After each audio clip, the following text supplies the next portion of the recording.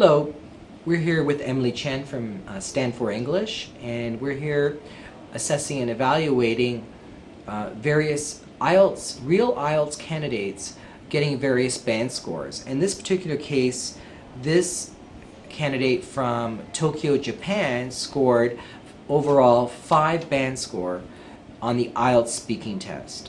And we're going to be using the Dr. VIP system to evaluate this particular student on how he performed on the IELTS speaking test. As you recall, part 3 of the IELTS speaking test, you'll be asked opinion about something that a topic that you received in part 2, and you'll be getting a topic card that you'll have to answer thoroughly, and you have to speak coherently for 1 to 2 minutes. In this particular case, this topic card was about his hobbies. Now, evaluating this particular candidate according to the Dr. VIP system, where we use details, repetition, vocabulary, interruptions, and pronunciation, we could see that this candidate was not speaking in details. He was speaking in general terms. He didn't have typically long responses that is required in academic English. Didn't use sophisticated academic English. Simple phrases, simple words. His vocabulary was very repetitive, kept on saying the same words. He seemed to lack confidence. He used a lot of if clauses, if I can do this, if I can do that, without making a proper sentence, not a full conjugated sentence using good grammar. So he made a lot of grammatical mistakes. He was clear enough to be understood, but his mispronunciation and his grammatical mistakes made it a little bit more difficult to understand. And in this particular case, he got a 5 band score after evaluating the various categories: lexical resource, grammar, pronunciation, fluency, and coherence. Remember, they're assessing you on four different facets and nothing else. You know, it doesn't matter that you're answering the question correctly or not correctly. Are you speaking fluently? Are you speaking with good pronunciation? Are you speaking with good grammar? Do your words flow together? Emily, what were your observations with this particular candidate from Tokyo, Japan?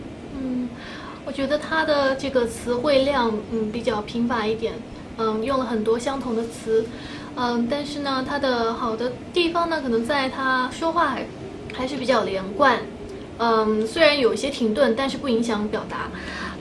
他的发音呢比较清晰，虽然不是他的那个发音不是特别的好吧，但是它是比较清晰，比较容易让人听得懂。另外他的这个回答的长度上、内容上不太丰富，还犯了一些语法错误。他想用一些从句，但是会犯一些语法错误。谢谢。Candidate from Japan that scored a 5 in the IELTS speaking test.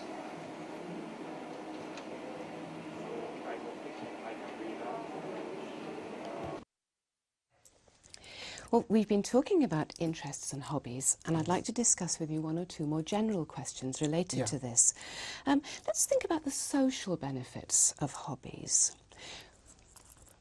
Do you think that hobbies do have social benefits? I think so. So what kind of benefits? So in my case, as I was saying, I used to go fishing. So if I go fishing, I can relax, and we will pay money to buy some fishing rod, fishing reels, sometimes lures, so lure or flies. So I think it's good for social. Is fishing a social kind of hobby? I hope, I hope so. And social hobby. Yeah, undoubtedly this is a difficult question, I think. Well, but I think so, honestly.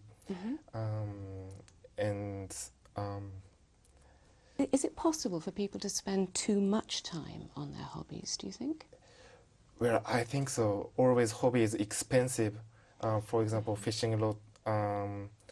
When if I go fishing, probably I have to spend for 6 hours, 7 hours, 8 hours, I think, or all night, all day. Right. And why is that a problem? Why if people do spend a lot of time? Yes, Like a that, problem. why is it a problem? Why could it be a problem? Well, I tend to think it's no problem for me, but some of them has problem, of course. But So what about for people in general? Could it be a problem? could be problem. Well, probably if someone has very good hobby, he wants to spend a lot of time for hobbies. So sometimes probably this person doesn't want to work, I think. Yes.